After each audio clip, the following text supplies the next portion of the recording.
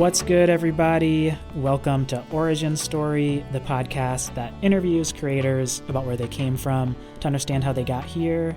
My name is Phillip Russell, and I am with my co-host, Ben Thorp. And Ben, this week we have Sam Barlow, who is the writer and director of the new game Immortality, as well as Telling Lies and Her Story, and he's the founder of Half Mermaid Productions. In his latest game, Immortality, he asks players to comb through footage from 3 unreleased movies to uncover what happened to an actress named Marissa Marcel. Damn, this was a really cool conversation because Sam has been making these kind of like FMV or full motion video kind of like movie games for the last, decade or like half decade. And they've kind of always been on my radar, but I've never really played any of them. So Immortality was a great kind of introduction into this, I would say almost this new remixed genre that he's working in. And it was really interesting talking to him about like, what even is a video game, Yeah, 100%. And I think like we're both gently, I wouldn't say hardcore, but like gently movie people too. And so I think in a lot of ways this is like right at the corner of both of our interests here in understanding like, all right, well, you can watch a movie, but what does it mean that you can now interact with that movie? And this is also an archive that you're playing with, which is a pretty classic thing that Barlow does. I went back and played Her Story, which also has kind of a video archive that you're kind of playing with to find different clips buried inside of it. And yeah, it's interesting to think about like, well, what is a game and like what is a movie and what does it mean that this is kind of taking place somewhere in between the two of these things. And when we kind of talked to Sam about this, he kind of talked about the idea that, what's most essential in games is, that you've got narrative, but you also have some kind of interactivity and choice, player choice to engage with narrative in some way, which, Phil, I think is interesting for us because we've talked to some of the other creators, games creators, who have taken completely different positions on what is a game. Yeah. I mean, I think the first one that comes to mind is Greg Kasavin, the creative director of Hades, as well as like Braid and a couple of other titles like Transistor and things like that. And, if you all haven't listened to that episode, check it out. One of the kind of key ideas that Greg talked about that was, I think, really surprising for both of us, given that Hades was such a narrative-driven game, was that to him, essentially narrative and story is just another tool in the game developer's toolkit in order to make these awesome experiences. And I think that in some ways it's almost an antithesis to how Sam Barlow, at least in his most recent solo projects, has been approaching game design. And it kind of feels like none of these, Her Story, Telling Lies, or Immortality could exist with that same ethos, So in a lot of ways, I feel like this conversation is really interesting in relation to that Greg Kasavin conversation. And it was one that I think expanded maybe how I view what a game actually is or what a game can be. Right. I think we both like kind of danced around this question with him about like, well, if this counts as a game, like what else counts as a game? And like, what are other things that you would think of as games? And another thing that kind of kicked that off is he's someone who is, I think, constantly saying, where's more innovation in this space? We can't keep kind of replicating these old mechanics. Why, how can we push things forward? And if I'm recalling correctly, he also says something to the effect of like how close something like scrolling through different kind of Wikipedia entries and kind of the Wikipedia doom scrolling that I do, and I know a lot of people do, as like a kind of game in some ways, which is interesting, again, because I think Immortality in some ways plays with that you're clicking on different pictures within kind of a movie clip, and those pictures will take you to other instances of a similar object or a similar actor or a similar emotion on that actor's face, in a way that does, in a lot of ways, kind of reflect kind of clicking through Wikipedia hyperlinks, right?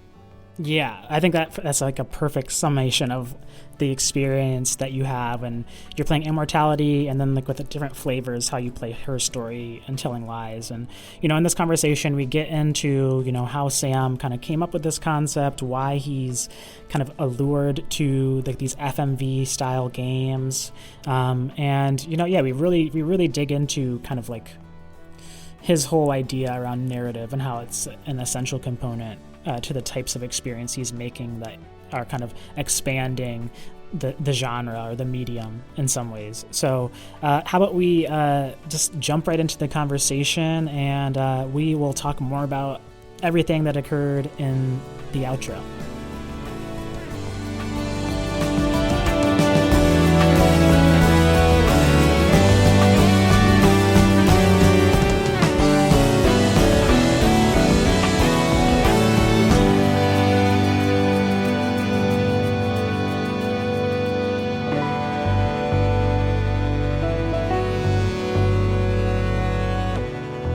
Sam Barlow is the writer and director of Immortality, Telling Lies, and Her Story, and the founder of the Half Mermaid production company. His most recent games are interactive fiction experiences that allow players to search through archives of footage, such as a police interrogation or video calls. And Sam's most recent game, Immortality, asks players to comb through footage from 3 unreleased movies to uncover what happened to the actress named Marissa Marcel.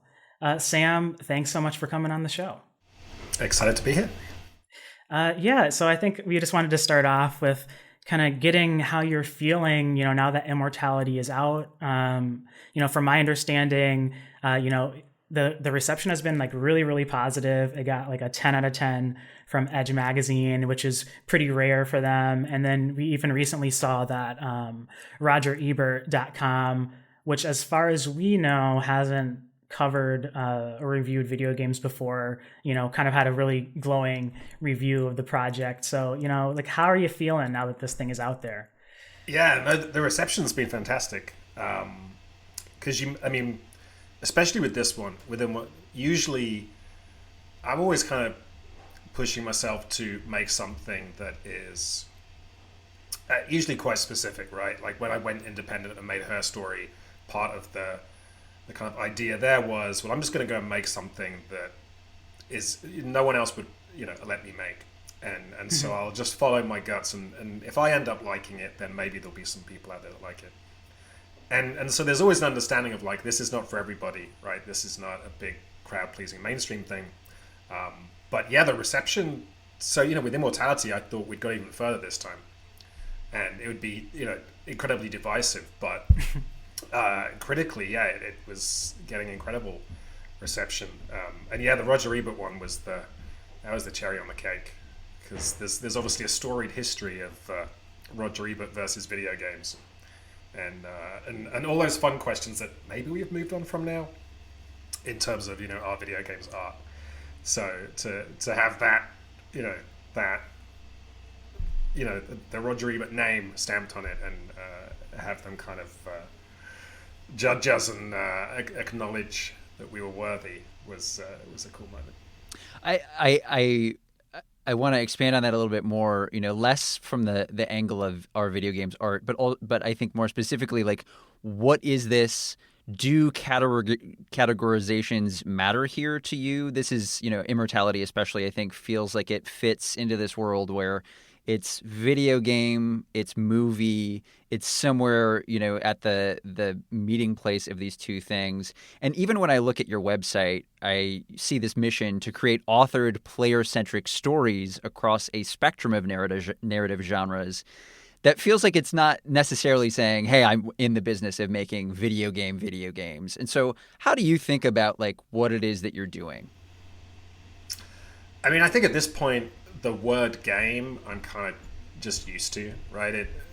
My definition of game is so broad, right? If you're being entertained and it's on some kind of computing device, and if you don't do anything, nothing happens, then it's probably a game, right? So that, I remember, was it the Black Mirror guy, Charlie Brooker, did a top 100 video games of all time show a few years back, and he kind of annoyed some people by pronouncing the number one video game of all time was Twitter.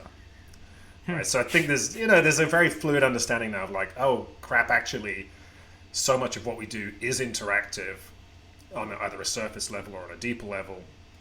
And I get very excited when I see there being some kind of cultural equivalencies. So it's very early days, but like when you see Netflix games and when they kind of presented that to us, and the pitch was, well, you'll have your TV and your movies and your games all on the same page. Like it's not you're not going to a separate tab. You're not having to go to a different device or whatever. It's like it's all there. It's all like these are ways in which you can experience stories. And technically we're calling this one a game and we're calling this one a TV show, right? Or, I mean, that's becoming even more fluid now. It's like, is it a movie? Is it a TV show? If it's an hour and a half long, is it a movie? If it's 90 minutes, 3 hours, whatever, it's getting very fluid. But I think definitely, I'm someone that has a huge love of movies and books and all sorts of different mediums. And I'm definitely coming from a place here of like we're tackling this problem from the game side of things, which I think is partly, a lot of it's like business case and tech, right? It's like if I want to make something like Immortality, I probably need a game engine. I probably need a device and an audience that's familiar with the device so that you can interact with it in some way. And then when I need to actually make my money back at the end of the day, like how am I doing that, right? Like, so, when you call it a game, people understand, well, I have to pick up a controller or I have to sit at my computer. They understand, well, I'm used to paying like $20 for something like this on Steam, so you kind of have a business case. So I think but it is strange, right? Like to put something like Immortality out there and look at the top 10 that it's in, and you're like, oh, we're going toe to toe with, this pixel art roguelike, and there's this RTS thing, and there's, whatever the Valorant or something, right? Whatever the big shooter is. It's very strange that it's still like the games ecosystem. It's still kind of a big model, right? Like when I grew up playing games, I pretty much, when I had like my 8-bit home computer, I would play every game that came out. Whether I had to like borrow it off a friend or whatever. But, I didn't really care about the genre because I was really into video games. So I was just playing all the video games. Obviously, there are now so many video games you can't do that. And as well, like, as the medium has kind of become more interesting and complex and rich, you can now define yourself in the same way that, if someone said, do you want to come watch a movie? I'd be like, well, what type of movie? Like, I'm not just going to watch any movie, right? So it's still weird sometimes that the way games are packaged and branded can kind of veer to the kind of capital G gamer kind of aesthetic, but it's, I imagine, people keep expecting that at some point there's going to be a kind of tipping point where TV and games and whatever's happening on our television will become beautifully enmeshed with, and it's kind of happened as consoles have moved into the living room, and then when we started watching Netflix on our consoles, obviously you're starting to kind of merge the worlds. But to the Charlie Rooker joke, I find myself, if I'm watching Netflix and if the rest of my family are out of town and it's like, oh, I get a whole evening to myself, I'm going to sit down, what am I going to watch? I'm going to watch something I couldn't normally watch, and I'll boot up Netflix, and then before I know it, I've wasted 45 minutes just going through Netflix, right, looking at stuff, because it's kind of a slightly sticky, fun experience to browse that catalog and have it be personalized and suggest stuff and throw you all the thumbnails and everything. So, I think we're so used to that level of kind of interactivity now everywhere that I think at some point, we're going to have this full-on meeting between all the different mediums, and we'll stop having to worry too much about whether a thing's a game or not. But as it is right now, there is still questions of discoverability and hardware and all these kind of things. Yeah. I I'm really in love with the kind of archive or database nature of your games. I think I'm someone kind of growing up as a kid. I remember going to the public library and you could search through old reels of newspapers. And that kind of interaction, I think, has always felt weirdly intimate. And I think like allows for this feeling, even when it's something that is in the public record that feels as though it's very personal and as though that information is only there for you and you alone. But I'm wondering if you can talk about like what attracts you to the idea of an archive or a database as a site for so many of the games that you've made. I mean, I think it came from, so certainly when I was younger, the stuff I was really deeply into was a lot of the kind of more avant-garde writing and surrealism and kind of modern art.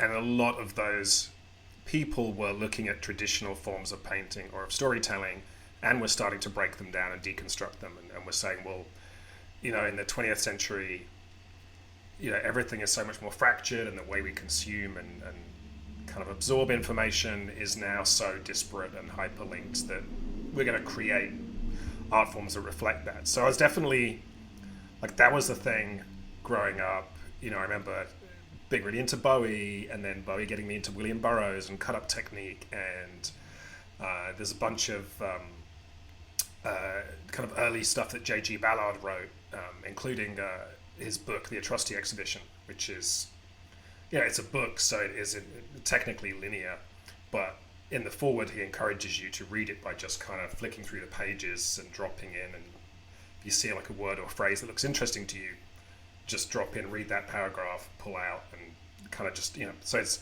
very, very early primitive hyperlinking almost. But so, that was always something I had a taste for, like the texture of it. And then kind of when I did Her Story, I'd been working on more traditional games. I'd done a couple of Silent Hill games where we were kind of doing interesting things with the storytelling. And I think I got to the point where I was painfully aware that a lot of the assumptions we make with a traditional video game, a lot of the things that we kind of take for granted, I started to worry that they were kind of props that we were leaning on. So kind of before I professionally joined games, I was really, really into like the immersive sims, like kind of Thief, System Shock, Deus Ex, like those were my games back in the day. And then after that, I got really into Nintendo, and so particularly stuff like Zelda, some of the Metroid games, like just that level of immersion and exploration, that sense of like physical presence in a game world. These were things that I was like really, really into. And when we made Silent Hill Shattered Memories, that was kind of my love letter to that idea. So we tried to make this game that was extremely immersive, and we kind of removed a lot of the things that might get in the way of that. Tried to create a game world that you could just kind of move through kind of seamlessly. But after that, I kind of really started to think about it and question that you get so much for free just by dropping someone in a 3D environment, right? It's just naturally enjoyable as a human to explore and to kind of walk around places. And, a lot of the games that at that time were held up for storytelling, I would kind of look at them and I'd be like, well, you get a lot of like atmosphere from the 3D exploration. Everyone was very hot on environmental storytelling, but still, to actually tell a story, these games would have to drop in like tape recorders or diary pages, right? To actually tell a story, and they were always really struggling with characters because the characters are really hard to do. And so, even if you have infinite money, right, the Bioshock games, most of the characters are dead or behind screens or inaccessible.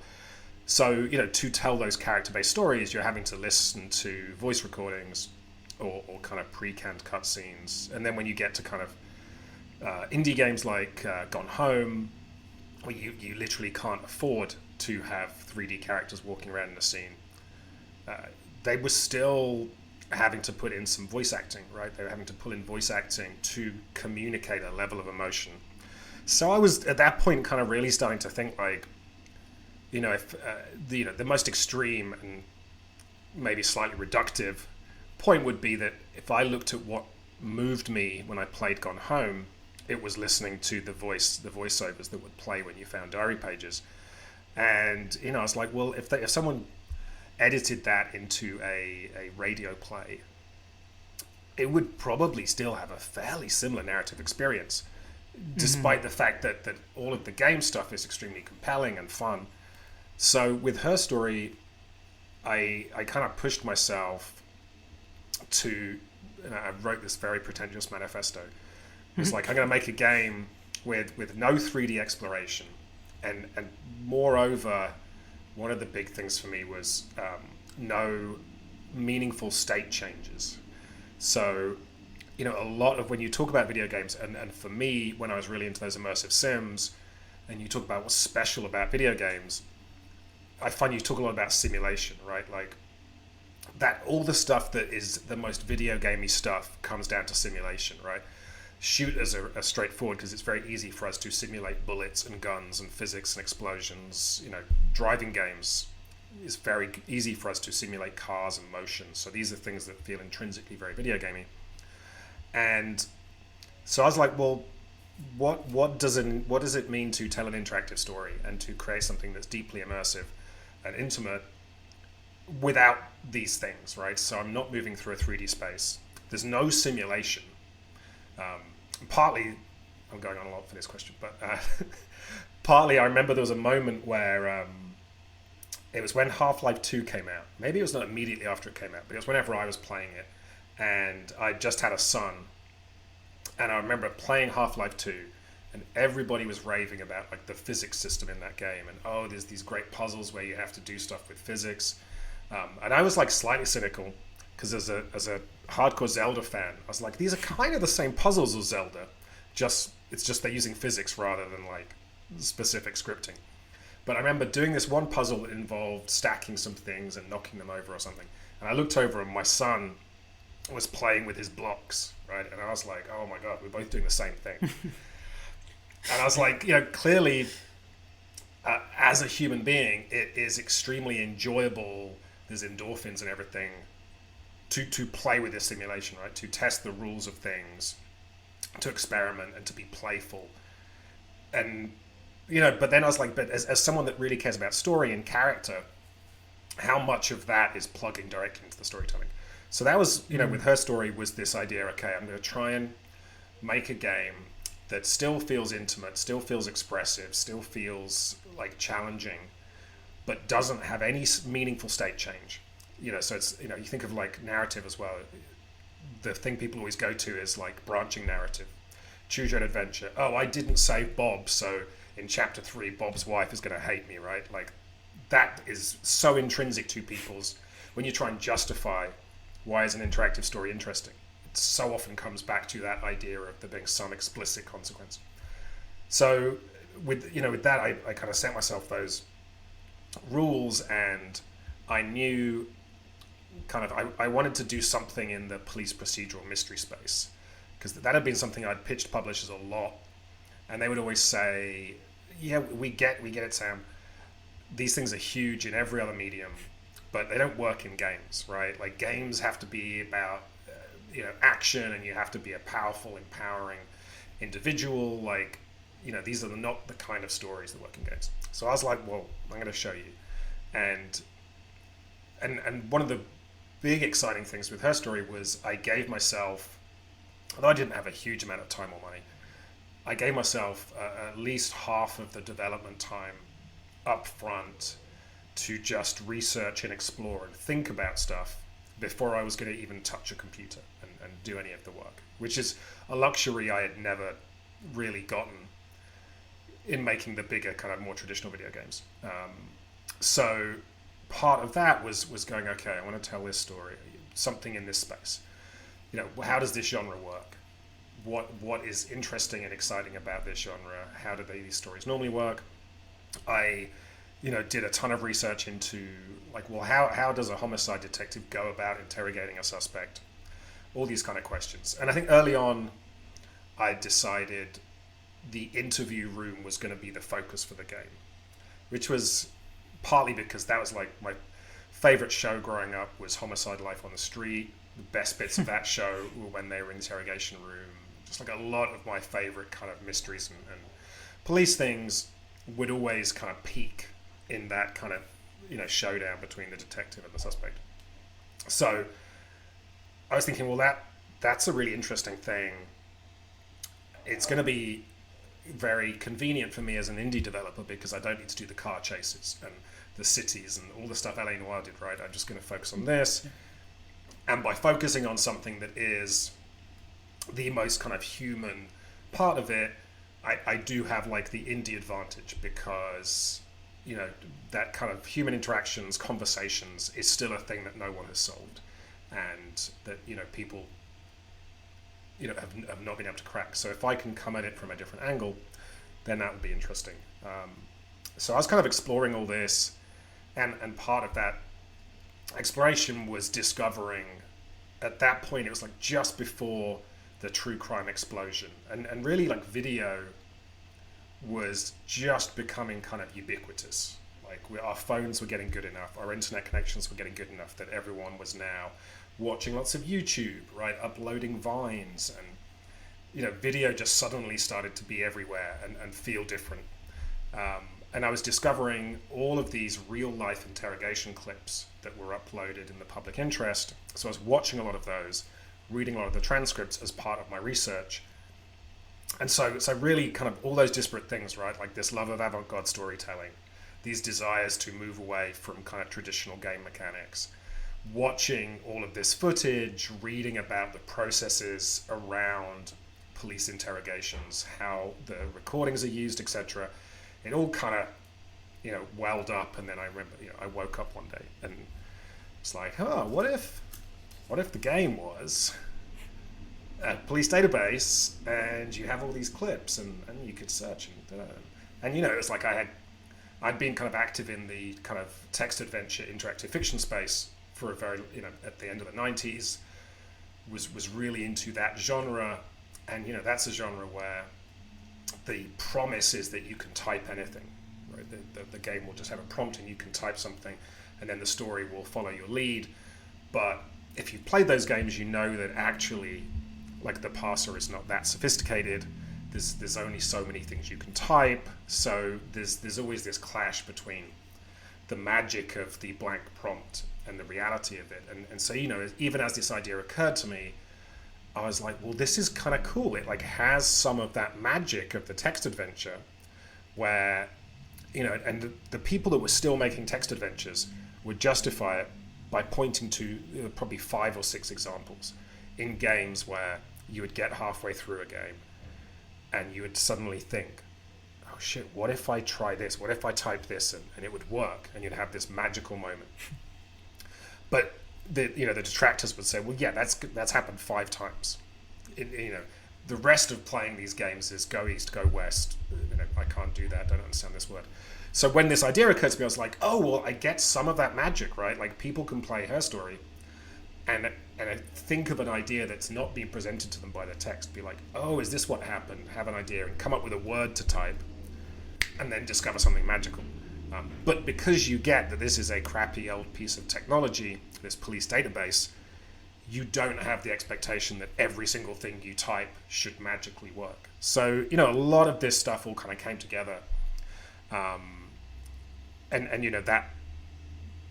became Her Story, and kind of a lot of there wasn't much. I don't think there was. I can't really remember, but there wasn't as much kind of conscious like this is what I'm doing at every step of it. It was always like, this sounds like an exciting idea. This feels like a cool thing to do. I'll just kind of follow this. And then kind of after Her Story, looking back at it, then I was kind of more consciously thinking about, well, what have I just done? And that's when I started to really dig this idea that what I'd done was to take a lot of my favorite verbs from those traditional games, exploring, building a mental map of a level or a planet, accessing new areas through gaining keys or kind of knowledge or abilities, and realizing that I'd taken all that good stuff but applied it directly to the story or the video content, right? So you're discovering new clips in the way that you might discover new rooms in Metroid. And as you discover more and more clips, you're kind of building this map of the whole story. And by revisiting certain clips with new information, you're unlocking layers of those clips. So I was like, oh, this is kind of interesting that it's very much in the tradition of these games I loved. But, coming at it from a very different way. And I think that was... again, it was a conscious choice. I was there saying this will not be systemic, there'll be no 3D exploration, and then somehow, you end up replicating what's good about those systemic 3D exploration games, but in a way that's really addressing the story. So I think that was, at the time, quite a novel approach, because, like I say, so much, the expectation with narrative games really was either you'd have a narrative game with very little gameplay, that would be very linear, right? But you'd experience a story, or it would be kind of very systemic, very choice-based, and so this was like an interesting sort of third way. Her story is a narrative Metroidvania. Yes, yeah, I've used that line.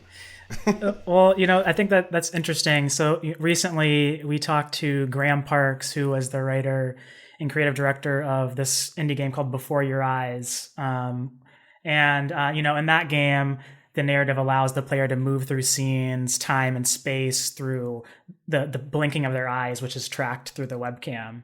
And, something that we found pretty intriguing that we talked to Graham about was, when you have that kind of mechanic baked into how you're presenting your narrative, it kind of incorporates this interesting friction in terms of storytelling, where like you have the story you're trying to tell, and then you have this player agency that kind of has at least some say in terms of what is going to be seen in each individual scene and how they're going to experience the narrative in any given scene because of the eye blinking. And I think your most recent games that use FMV, it kind of feels like it takes that concept to the extreme, right? Where I feel like I look at when I played Immortality, I was just constantly thinking, it seems as if everybody would have a completely different experience in terms of how they come to the conclusions that they do because of the different clips that they see and how they get to those different clips.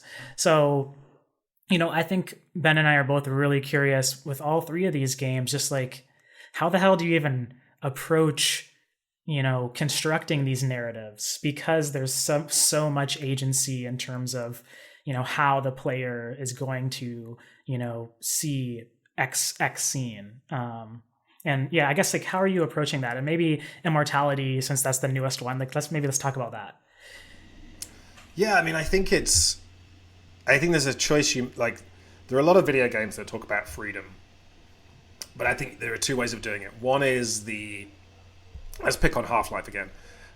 It's the Half-Life way where, yeah, you go any way you want, do anything you want, but we're going to place lights and steer the walls of this level so that you will subconsciously head for this doorway. Oh, we're going to have a monster run out of this doorway, so you'll run to the left, right?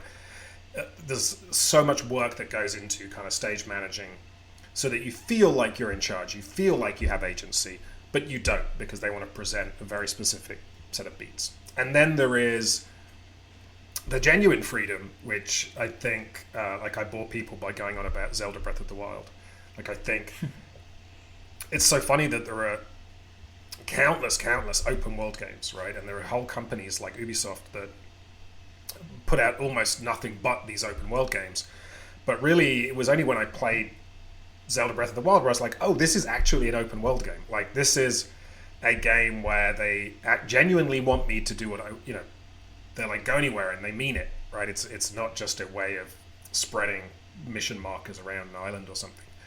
And I think what makes Zelda work for me as well is that there's an inherent joy in walking through the grass climbing up a mountain because you saw a little tree over here, right? That in itself is inherently joyful. They care about the walking through the world part of the open world games. And so I think, with these games, there is an inherent, like, you've got to find the game feel, and the content itself is not filler, right? Like, that's like the craziest production headache with something like Immortality, because, there's a generosity to the game, which I think is also absolutely essential. I think Zelda has this, right? If you're going to say to a player who might be confused and like have like choice anxiety, because it's like, I could go anywhere, I could do anything. Well, what am I supposed to do? How am I supposed to play this game, right? Like, that's you're asking a lot of the player when you do that. So I think what you have to do, and I think Nintendo does this in all their games, is give something back. And what you give back is saying, well, we're going to be generous. There's just an abundance of fun, cool shit in this game, right? It's going to be a joyful, fun thing. So with Immortality, there's no like, there's no cut and paste content like you would find in a bad open world game, right? There's just tons of stuff for you to discover, and that in itself should inherently be joyful, right? So we put so much effort into the aesthetics of things, of like each individual scene having something to it, right? Being in itself interesting. So the worst version of Immortality, if nothing worked, would just be someone throwing a bunch of random interesting things at you, and you'd be like, oh, shiny. But then I think what really is, and this is kind of the stuff that I've built up over the course of the 3 games, is this idea that the audience is really, really smart, which in itself is a controversial position to take in video games. The audience is really smart. The audience has seen and experienced more stories in their lifetime than, if you went back 200, 300 years, people just wouldn't, right? Even an aristocrat sat in his house with his grand library is not as exposed to as many stories as somebody who's logging into Twitter every day, hearing the news, reading graphic novels, playing video games, streaming the latest Netflix show. Like, so everyone's like really smart, and everybody gets the tropes. And I think part of the reason we have all these kind of movie sins is people are just so used to this stuff now that it's easier for them to pick holes and to kind of go, oh, I've seen this before. Oh, there's a plot hole there. So you have an audience that's like super smart.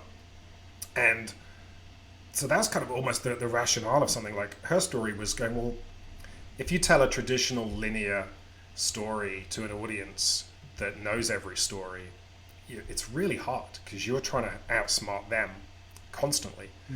So the idea here was, well, no, let's let them be smart. So by giving them, pieces of the story, you're almost inviting them closer to kind of the experience of being the creator, of being involved in putting this thing together. And kind of the trick is that each individual piece has multiple layers. So all these stories that I'm telling, they could theoretically be told as linear stories with a main character and some side characters and various things happening. But I get excited by stories that sprawl a bit more, right? Become slightly more novelistic. And so what we're doing here is we're telling these stories that have a bunch of different things going on, several layers. So in the case of Immortality, there's a silly amount of layers going on. We have 3 actual movies with actual stories. And so, someone might want to put the pieces together to figure out the stories of the movies. Then we have the fact that we're also showing you how these movies were made. So now you have kind of the behind the scenes stuff that is going on, which is a more sophisticated ask of the audience, because you're having to pick up on the subtext and you're having to put 2 pieces together by saying, well, this happened and why was this person upset here? What happened in the previous thing they filmed? And because you shoot movies not in linear order, both these stories that are overlaid are not running in parallel. They're kind of coming at it from different angles. And then there's like the bigger picture story of like, well, what happened to Marissa Marcel? What's the deal with this character, Marissa Marcel? And then there may be some other layers as well, without spoiling anything. So the really exciting thing is, like when you're writing these things, there's like it's not simple, but there's kind of a simple checklist where you go, well, this individual piece here, does it, and then what, in a very mechanical way, I'll often do is I'll know what the themes are of the stories. I'll know what each individual character's story is. You know, what are the big questions? What are their big conflicts or desires or whatever? And each scene should address every single one of those things in some meaningful way. And in the case of Immortality, there's extra things, right? Of like, well, each scene should have one piece of movie craft, right? Each scene should have one little thing that's like, gives you an insight into how movies are made, how things play out differently. And so what happens then is a completely different player, you know, one player might come in and be like, well, I'm really digging this character. I want to know what happened to the actor Carl Greenwood.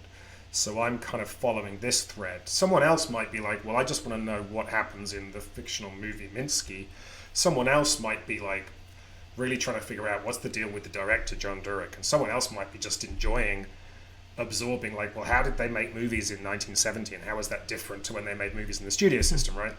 And you could put different pieces together, and if you're putting pieces together that have Carl in them, you're now making something that looks like a story, right, by tracking Carl. And so, you know, you're kind of letting people... and you know, this is what humans do. Like, humans love to see patterns. People love to organize things, right? Like, so this is kind of narrative Tetris. You're letting people put these things together. And I think really when people freak out and like, how does this even work? Like, how could you tell a story like this? I think they're usually thinking about plot, right? Because that's what we normally think of as how a story is told. Well, you have to have A and then B and then C. If you don't, then how does the plot work? And really, to me, like, the plot is the least interesting thing. And really, plot is just how do you organize the information? And, you know, we all know that actually there are many ways of doing that, right? You could go watch Pulp Fiction, in which Tarantino puts things out of order so that it's sadder, right? Because you see this guy die, and then now you see it before he was dead, and it's like sad. And you have that extra layer of dramatic irony. But you could equally tell that story, you know, in complete chronological order. It would be about the same character. It might make you feel slightly differently and maybe have a, you know, slightly different message. But there are so many different ways you can organize these pieces. And so actually plot is the most arbitrary thing, right? And so giving over the ability to organize and kind of create the plot to some extent to the audience feels like a reasonable thing. And it's quite interesting to watch people play as well, because there's kind of an element of self-pacing as well, where I mean, it's slightly less. You can't be quite as explicit in steering things in Immortality, although there are kind of ways. But you know, if somebody is, you know, has had lots of very exciting, fun things that they've discovered, and they've put things together, and light bulbs have gone off, they're maybe then in a position to just noodle around, or maybe they're in the mood to just noodle around with the side character or pick up on some atmospheric details. But if they get to the point where they want to move on now, right, they're ready to move on, then they can go back to that clip where the really exciting thing happened, or they're like, oh, I'm going to go click on this character again because I know that character's at the heart of things, right? So there's an element where there is this ability for players to kind of steer things themselves.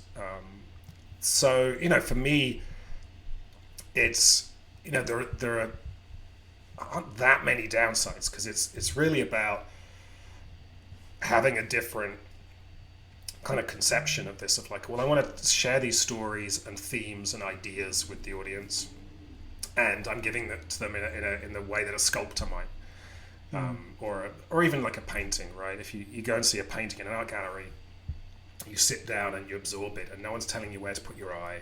You know, it's a slightly loose example, but you know, so it's that kind of presentation of giving you something that is more exploratory, and then like the huge bonus is for the person playing it, you then have this much closer, more intimate relationship to the story, and so much of it is happening in your brain, which to me is like a real fundamental of if it's an interactive experience, if it's a game. So if the point is this thing is cool because I'm participating in it, you want as much happening in someone's brain as possible, right? Like that's where the cool shit is happening. And there is this kind of common understanding that, if you're trying to tell a story in Halo, if someone is running through a battlefield on multiple height levels, deciding which gun to use, managing their ammo count, prioritizing who to shoot first, which piece of cover to use, like there's very little of their brain left to start emotionally responding to things, to be thinking about and anticipating elements of the plot and story. And so kind of the trick with my games has been to reduce as much as possible that kind of, that mechanical use of your brain to do the kind of the gamey stuff, but to still massively use your brain, right? It's just now it's all questions and mechanics which are fixated on the story itself. So it becomes like, it's really what I'm trying to do is encourage people to be as obsessive about things as I am, right? I'm like to be, and Immortality, it really literally is saying, this is what it's like to be obsessive about movies. You go watch a movie and you watch it 10 times and you pause it and you freeze frame it and you note the mise-en-scene, and you then go read that autobiography of the director, and then you go read the biography written by someone else about actually how the director was lying about everything, right? And you that's exciting to have that level of kind of scrutiny, and to then be in the edit room with the editor and just be scrutinizing the footage and appreciating the kind of frame by frame expressions on people's faces. Really, Immortality is like, well, let's take all that stuff, and that's the game. I totally hear you on the level of, as a player, it's really engaging to be able to start to draw the little lines together and start to build the map in your head. But I was also thinking about like how on earth did you engage with this as a director working with actors, and how linear were things on set, and how did you move people through scenes? I mean, when you were filming the 3 movies, were those done in a linear fashion, or were you doing, in the same way that we have these match cuts to completely random scenes? How did you engage with that? And did you mirror, the work on set of this kind of jumping from scene to scene to scene, or were things done in a kind of more complete linear way? Yeah, when we shoot these things, I always try, then it's just about the actors, right? It's about helping them, because if you're saying like the fun of this is to scrutinize someone's face and through the subtext, right, get something out of it, then you need to give the actors as much freedom and support as possible. So I mean, and it's never possible to shoot everything in chronological order because of practicalities, but it's always trying to get as close as possible. So in the case of Immortality, the 3 movies were entirely separate shoots. We try and shoot everything through so there is a linear progression through the story, so that if the thing that is the most deeply buried is this so and so's relationship with so and so, or is this the thing's going to happen on set that's then going to color other things, then because the actors have so much going on, so many lines to remember, so many different contexts that at least having the give them that through line is pretty useful. Yeah, I'm thinking like just about your games in general, and you recently you had a tweet that kind of influenced maybe this question. You were talking about well, let's read it. You said, there are so many possibilities for what games could be that when I see a company throw money at what apparently is a pretty specific clone of another game, it feels like a bum note. Maybe in olden times it was okay to be like, this is a genre now, but I feel like we can do better. And, something I was thinking about with your games is that I think it's pretty fair to say that you're interested in expanding the medium of what a game is. And to me, I think I'm a writer, and I think usually when I think of that, I feel like form is where a lot of that expansion takes place in whatever kind of art form. And I think we're in this really strange time, specifically in the games industry, where it kind of feels like everything's slowly kind of imploding as budgets kind of continue to skyrocket to make these things. And I'm curious, like, I don't know, just like, how are you feeling about the state of the industry in relation to, like kind of broadening the scope of what games could be? Because I feel like, just listening to you talk in this conversation so far, it's firing off so many receptors into my brain of like, what is a game, and like maybe I think I have a fairly broad understanding of what games could be, but even now I'm like, oh, maybe I'm still even being a bit closeted in terms of what I think a game is. So that's kind of a wishy-washy question, but maybe just to reiterate it, like, yeah, how are you feeling about the state of things, and do you feel like there's more opportunities for things like Immortality to be made, or does it feel kind of like, damn, each time you make one of these, it feels like a miracle? It's probably somewhere. There's probably jumping between the extremes depending on what is happening on that day. I think sometimes you sit through like the big games showcases and you're like, oh my god, there's 20 of the same game. And I like the as a storyteller, the thing that always gets to me is like the repetition of characters, right? There's such a limited set of characters and situations that you can explore in a game so often, because we're so tied to these very rigid genres. But I think there's just so much more being made now. The the ease to get to market is so much greater that and there's no one in charge of the industry, right? So it's not like I can usefully disagree with like the direction of the entire industry.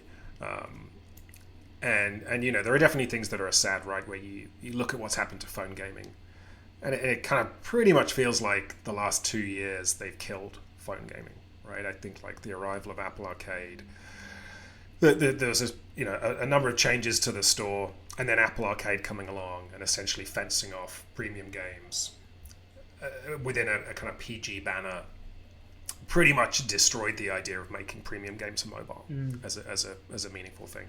And that's really sad, because mobile gaming was so exciting because everyone had phones, and the types of control systems we had on phones were suddenly fresh and new, and there was touchscreen gaming and using cameras, and the fact that this is a very intimate personal device was like super exciting. But it business decisions and capitalism have kind of killed that. So there's things like that where you're just like, it feels like we're in the sucky reality, right? There's an alternate universe where phone gaming continued to go in interesting places. But I think unless there is a big apocalypse, like inevitably the future of entertainment and storytelling is digital, right? It is going to be on devices. Exactly what that looks like, no one knows. And so I've been coming at this from the game side. Maybe at some point it stops being as explicitly linked to the game side. So I think we'll continue to see cool things. I mean, the fact that it's easy to forget, but if I think back to when I made Silent Hill Shattered Memories, like the arguments I had to make to justify the fact that that game didn't have a combat system, the fact that we wanted to tell a story that was about complicated grief. There were so many decisions we made that we just had to fight for every inch to justify that this medium should be allowed to do these things. And now I can just decide to make Immortality, and it is scary, it is risky, and maybe I'll make a bet and lose all my money one day, but I think that in itself is quite exciting, and as part of a larger societal people becoming accustomed to video games and digital things. So who knows? I remember someone telling me it's when the pandemic was early days of the pandemic, and they said it was exciting.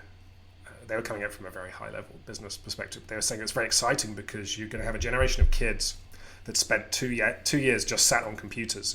And so the innovations that would have taken 5-10 years to happen are going to happen a lot sooner, because these kids have just become so much more immersed and entrenched in gaming and accelerated. So this younger generation that is going to invent new things and change things will be kind of much more ahead of the curve. So who knows? I wanted to kind of, your games to me, I think, really care very deeply about making the player like meta awareness of the game, that they are playing a game. You know, I'm thinking about, you know, Immortality does it, but, you know, also something like Her Story, when you have the flickering screen and you see your silhouette. Why is that important? Why is it an important element of the stories that you're telling, to make players feel like they are part of, and in some ways complicit in, the stories that you're kind of unspooling? I think it's inherent. I think it can be really useful to establish some kind of frame anyway. So you kind of, you know, you're kind of limiting the possibilities, especially if someone's interacting. You're kind of almost kind of helping them understand the kind of constraints is part of it. I think there is a really useful storytelling thing, and this was something that I kind of learned from Hitchcock, was, and again sort of mirrors this disillusionment with the ultimate immersion of these kind of immersive VR type games, was, you know, if you look at what someone like Hitchcock does, it's all about creating this extreme immersion, and you know, when people watch a movie and are terrified, or you know, the suspense is kicking in and they're genuinely anxious about what's happening on screen, like, you're clearly having them plug into the story and believing in the fakeness, you know, going beyond the fakeness to the point where they can perspire or be terrified, right? But what you see when you look at Hitchcock is he will always punctuate these things. He might throw in some humor, or a particularly like a particular piece of camera work or something, which almost calls attention to itself. And rather than diminish the immersion, like, I think there's, when you're immersed in something and you're kind of committing to it, having it push back a bit can oftentimes be quite useful, because I think having that pushback, it almost makes you push back twice as hard. Whereas I think if you're getting rid of all of that, then you're leaving it up to the player to poke holes in it, right? So there's an element of sort of attention, of manipulating people's attention. And then I think as well, like a fundamental aspect of art is the conflict between the detachment and the kind of emotional involvement, right? So what makes going to see a movie different from real life is, so I can't remember, someone uses this example as well, like one of the storytelling guru people was like, if you walk down the street and you see someone drop down dead in front of you, like, you have the emotional reaction to that in the moment, and it's all emotion and it's all intense. And then a week later, you might think back on it and start thinking about your own mortality and thinking on a very intellectual level about it. But these two things are separate. But if you're going to see a movie about death, you're able to, because you have the distance, you're able to simultaneously be thinking about the idea whilst also experiencing the emotions. And it's this beautiful kind of synthesis that I think maybe this person got very pretentious and said that, like, that's what we used to call a religious experience. We don't have those anymore. So this is, but, you know, it's that, I think I am definitely, like, for me, always conscious of balancing, like, a level of pushback or detachment with then giving people an ability to kind of lean in, which, yeah, I mean, in case of Immortality, you're going, here are all these different levels of fake stories, and you want to be excited and interested and moved by them on all these different levels, but we're reminding you at every step of the way, this is not real, right? This is not real, and these are not people living inside your TV screen. They're little dots of color that, you know, when you pull back and look at them, look like real people. So I think there's definitely, for me, that is definitely my texture, is kind of balancing those things to kind of give you this interesting relationship. Yeah, I mean, with Immortality specifically, I kind of felt a lot of, I mean, as you've talked about, it's very densely packed. Like, if anything, one thing I was thinking as I was playing is, like, man, the game asks a lot of the player in terms of, like, remembering there's like you said, there's the level of the film, there's the behind the scenes, there's kind of another element that I won't be too explicit about. And so there's a lot of things you're kind of tracking in addition to like objects on screen, which you're using to match cuts. And, I kind of found that it reminded me a lot of like David Lynch's work broadly, where there's kind of so much densely packed into the narrative. And then there's like a macabre kind of mixed with a mundane element to it. That basically when you finish the experience, I found that like the first thing I was immediately going to like YouTube videos and like forum posts, and it almost feels like that game, maybe even more so than something like Her Story. It's like you kind of are forced to go and like talk to other people and engage with other people in order to make sense of the experience you just had. And I'm wondering if maybe that is a bit of your ethos with that project, or with these kind of this trilogy of projects in general, where compared to a lot of, I'd say, like more traditional games that give you the typical kind of payoff for the narrative you've experienced by the end, it kind of feels like with this game, which maybe is just a sign of like good art, it kind of forces you to then have to think after the fact of like, what is this experience I just had? And like, I want to talk to other people about this experience that I just had. Yeah, I mean, that's so important to me. And all the stuff that I love leaves you with something, right? Like, I think if something is if everything's resolved and explained, then you can kind of wrap a bow around it, put it on the shelf, and move on. And then, like, in 6 months' time, in a year's time, it's gone. And you enjoyed it at the time, right? It was a roller coaster and it was exciting. But, the stuff I love is the stuff where you get to the end. Maybe there is some catharsis, there is some kind of resolution, but you're then left thinking like, well, what happens next? Or, oh, but why did they do that thing, right? Or you just have something that keeps it alive in your head.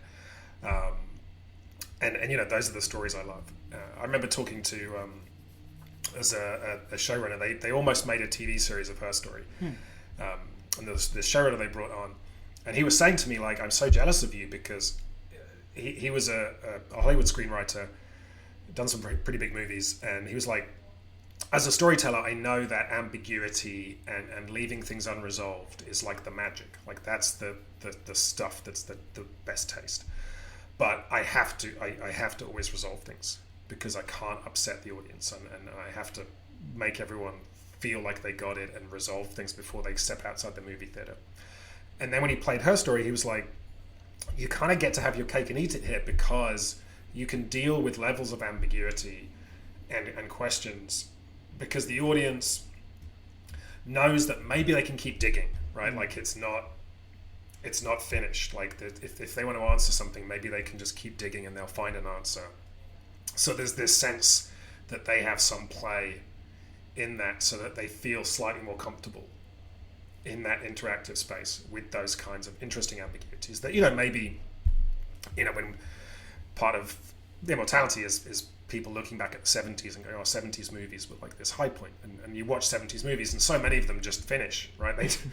They get to a certain point, they just finish, and they'll finish on some ambiguous note, right? Or like a movie like Cruising, you just left on like Al Pacino's face, and you're like, what is happening? Was he the killer? Is he happy? Has he acknowledged part of what is going on with this guy, right? Just all these questions. So you can't kind of neatly put that away. So that to me is like really, really key. Is the games, like I love, like we talked about Metroid games, right? There's like a twofold thing with a Metroid game, where a Metroid game doesn't really start until you finish it, right? You'll finish a Metroid game and it'll say 30% completion, and then you have to kind of dig deeper and actually discover this, and suddenly you're like, I just discovered this whole entire hidden part of this planet that I didn't even know existed, right? And it's a deeper appreciation of the mechanics to access that stuff.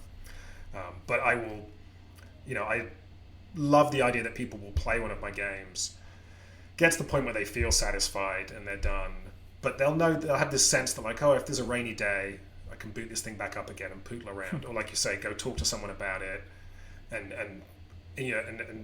enjoy discussing and getting other people's perspectives on it. Kind of enjoy the fact that there are these kind of interesting questions that I have kind of, some investment in.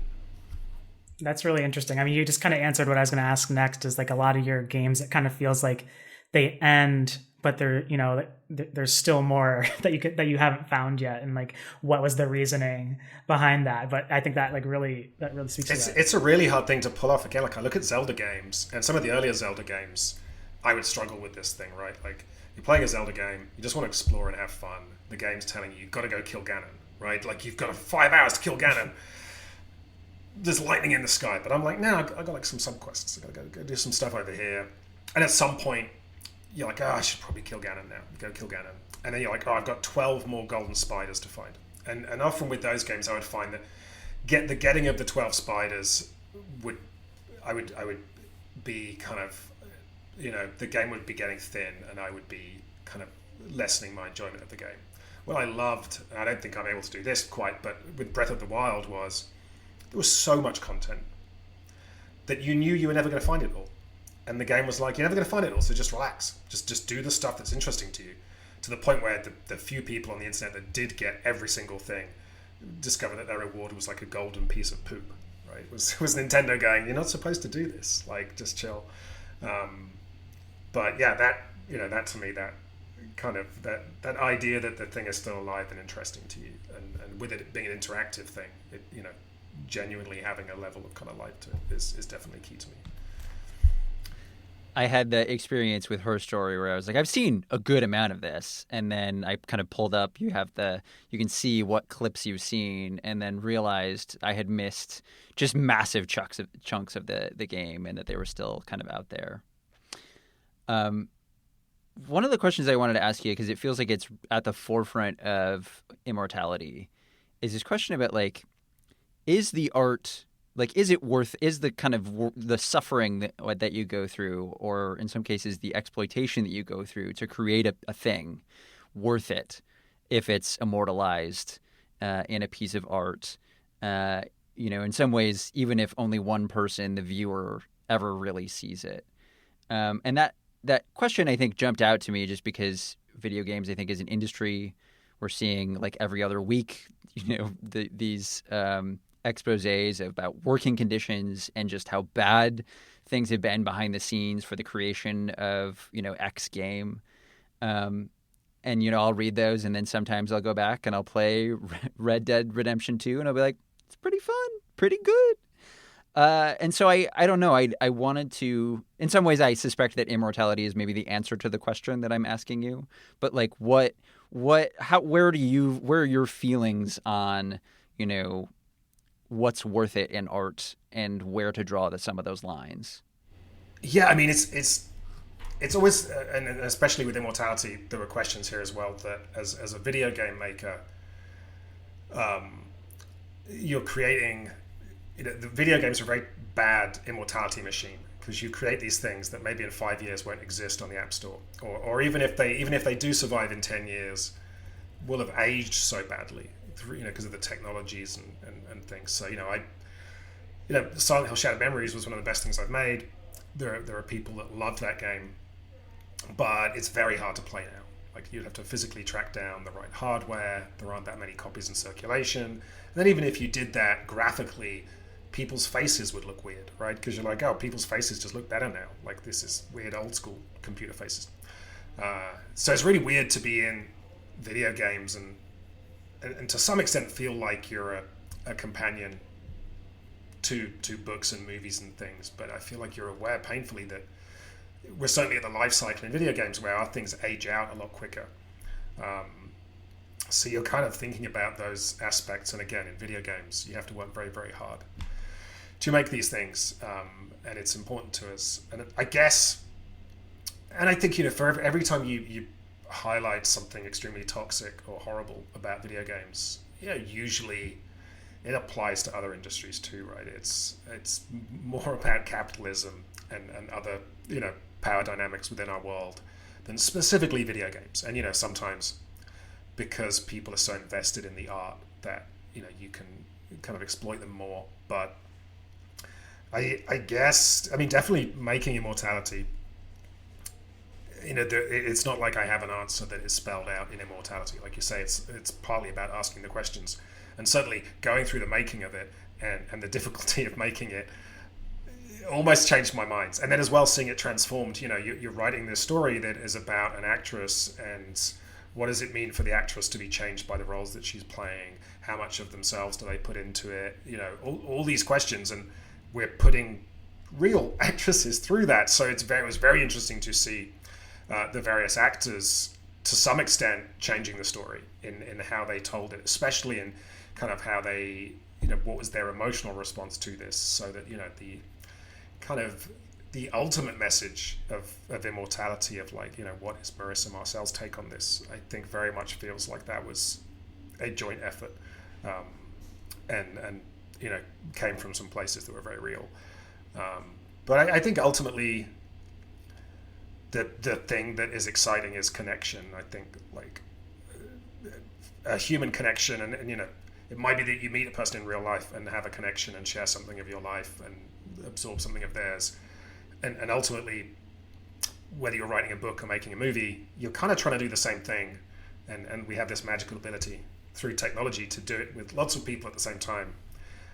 And what I love about video games is that some of that interaction is not necessarily, it's not real interaction, but like there is some of that dynamism is kind of retained in the work, so that when people are playing Immortality and having an intimate reaction to it and feeling like they've had a very personal experience, that's different in the way that it would be with other pieces of art. So, I think trying to find ways to create that. And that's really why I have found myself, I think, in this FMV world, is like the stories I want to tell and the connections I want to create with players.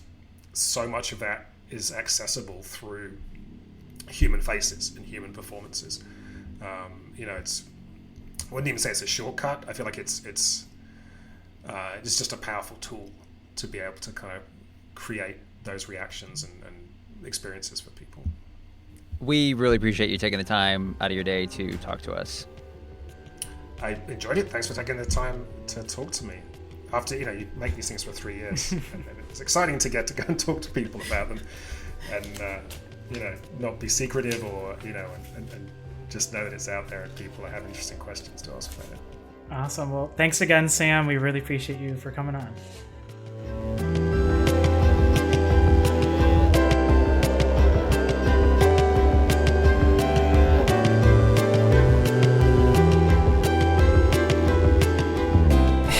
And that was our conversation with Sam Barlow about his new game Immortality, as well as just like all of these games he's been making with Half Mermaid Productions that are focused around like these searching and scouring archives in order to, for the most part, like solve a mystery.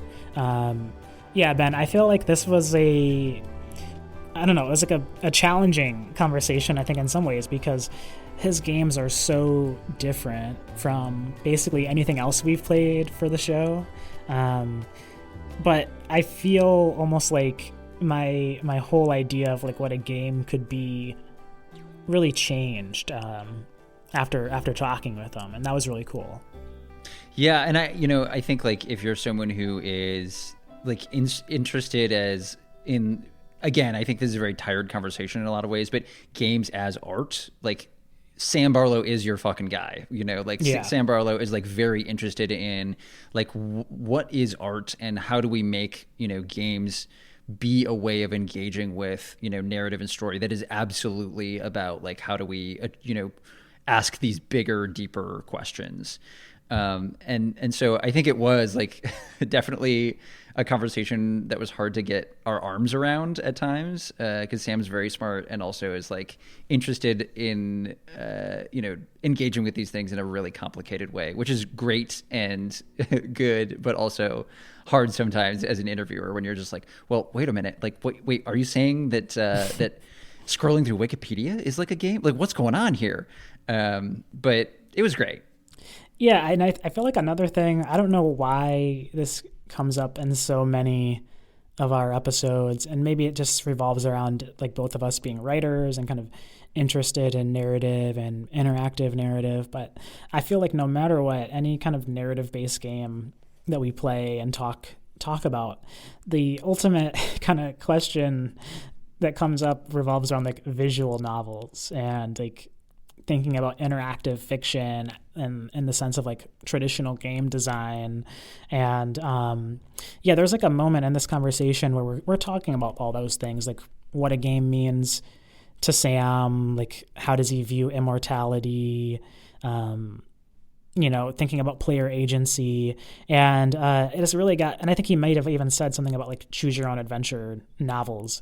And like, I don't know, there's like a moment when during that conversation and he was talking about like choose your own adventure and like I think his start into text-based like role-playing games when he first started out developing games, where I was just like almost having an out-of-body experience just thinking about like choose your own adventure games and like creative nonfiction and like collage essays, and like how in some ways like that is kind of like a game, that interactivity that you have when you're kind of putting the pieces together in this non-linear narrative, how there is a lot of like game-like qualities, and in some ways he's playing with that from like a visual standpoint. Yeah, I think it gets to, one of the things that I think Sam is interested in is like, if we can interact with a text, right? Like, what does that mean? And what does that add that, watching a movie or reading a book that are in some ways static can't really engage with you as a person playing, right? Mm-hmm. And so I think he's really interested in like, how does that further what he's doing? How does that further a narrative? How does that complicate a story if the text is in some ways like changing to the person playing it, but also is like in a creepy way, like pretty explicitly, as with Immortality, aware of the player playing it. Yeah, 100%. And I feel like, you had played Her Story, I had played Immortality, and, it's interesting. I think, I don't think we get too much into it, but, I kind of left it playing Immortality feeling like I don't know if it's really the genre for me necessarily, like what he's doing. But I feel like it's like almost there. And I think the way that you described Her Story is almost it's like more like you enter a keyword and that brings up different clips. That seemed like something that was a bit more easy to parse than something like Immortality, which in a lot of senses is really asking a lot of the player in terms of understanding like all these different narrative layers that are sandwiched on top of each other, on top of like navigating a UI that in my opinion isn't like super intuitive. That it's just interesting to kind of see like between these three games how he's found new ways of iterating and like remixing the gameplay, that I'm still intrigued by it, but like I don't know, at least like the way that that Immortality was delivered, I'm like, damn, maybe I'm just like stupid. I don't know, like it was like a really tough game to parse for me, Yeah, no, it definitely felt like, and again, I definitely felt this while playing Her Story too. I ended up like halfway through, I was like, I need to take notes. Like I need to write down what my thoughts are in order to like figure out what next to engage with, and figure out like what's a keyword just so I don't forget it that someone says is in a scene that I want to follow to next. And so I think it definitely, these are games that are not made for kind of passive engagement. Like I think many games are. These are games that really are like, we want you to be thinking about like 8 different layers and 8 different levels all at the same time. So I also was feeling, am I too dumb for this? I mean, I had probably put in like, let's say 4 hours, and I was like looking up on Reddit, like literally like how to play Immortality, having already spent 4 hours with it. And I did that like multiple times. And, if anything, I mean, I think if I'm being like more objective about it, it really shows us kind of like the power of what Sam's doing in terms of like expanding what the medium can be, where like somebody like me who's been playing games all my life has to be like, oh, like what actually am I doing? And like, it almost feels like you've found this alien artifact, and you have to like kind of retrain your brain to understand, how to engage with the thing. So if anything, I think like that's really cool and really, really valuable, and something that the industry really needs, given the fact that so much of the industry now is like rehashing the same 3 ideas. The 3 same games over and over and over. There's one more thing I'm going to make us talk about because it definitely stood out to me, which is the game itself is kind of asking this question about art and like, is it worth it to kind of suffer for your art if that art kind of preserves you and your works into immortality, right? Like in the same way that a movie might or a book might. Like, what does it mean? Is it worth it if there's suffering and abuse that goes into the creation of the thing, if the thing at least allows you to kind of touch on some kind of immortality? And when we kind of asked Sam about it, he said this thing: games are imperfect immortality machines. Just kind of the idea that they're degrading so quickly, just in terms of so many games they age out very quickly. People stop playing them very quickly. Right now I think we're in this moment where there's just so many that it's like they get lost very quickly.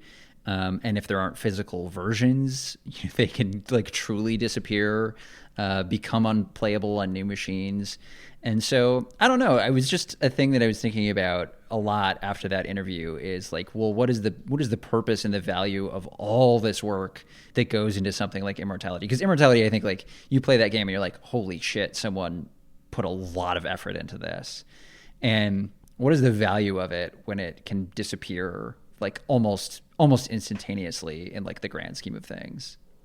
Yeah, I think that's actually a really good point to end on, because it's just like, yeah, the games as an art form, it's an interesting space, because like Sam's talking about, so many games that kind of get made, maybe they're talked about and hailed, and then they're kind of like, so they become so archaic so quickly that it almost becomes like they're just forgotten, like these almost canonical works, unlike, like a novel, which you can we've figured out how to write novels, in some ways it's kind of like games are still in this space where we're figuring out the language that best exemplifies what the medium is. And because of that, like there's all these essentially these experiments, and the longer that they exist, the more it's kind of like, well, why do I want to go to this old experiment? And I think especially since it's a visual medium, that's always going to be the constant battle of like, oh, well, this looks old, or like this doesn't play like what the new hotness plays like. And I think Sam is really interested in that, right? And in some ways, the games he's making are kind of like future proofed in that regard, because they use real people, and they're using like these mechanisms that are easy to understand. Yeah, and it's like, I do think it's a thing that is worth thinking about, especially like if we broaden the scope out when we talk about like art more generally, which is like, what does it mean to create something if it is impermanent? I don't know. I've been thinking about it a lot lately, Phil, because did I tell you this? We watched the like Netflix documentary about infinity the other day. No. And like the conclusion of that in some ways is like everything is going to be ground to dust. Like nothing is permanent. And so like, what does it mean that the effort, and the time and the place and how much you're kind of putting into things, is it worth it if it's going to be, disappeared? And I don't know. I just think it's an interesting thing to think about, but it does like in some ways answer the question for me of like, well, how much, like how much abuse should you tolerate, or like how much pain should you tolerate in creating the thing, where I'm like makes me feel like not that much. No, I mean, I think that's, yeah. I mean, if you have any idea of how we should think about these issues around like, is it worth it in art, then shit, like let us know. We'd love to continue that conversation. I think that's kind of like almost the ethos of the whole show of like, what is this, is this process worth it? And like, how does it affect us when we make these creative works? So yeah. I'm fully off the rails. Become a hedonist. Like that's the end. That's the conclusion of Immortality. Thank you. So, if you want to check out Immortality, it is available on Steam. It's on Xbox Game Pass. I believe it's on PlayStation, and it's coming to Netflix on like their iOS rollout. So definitely check that out. And, you know, Sam's other games have definitely been hailed for years now. So Her Story and Telling Lies are available on all platforms.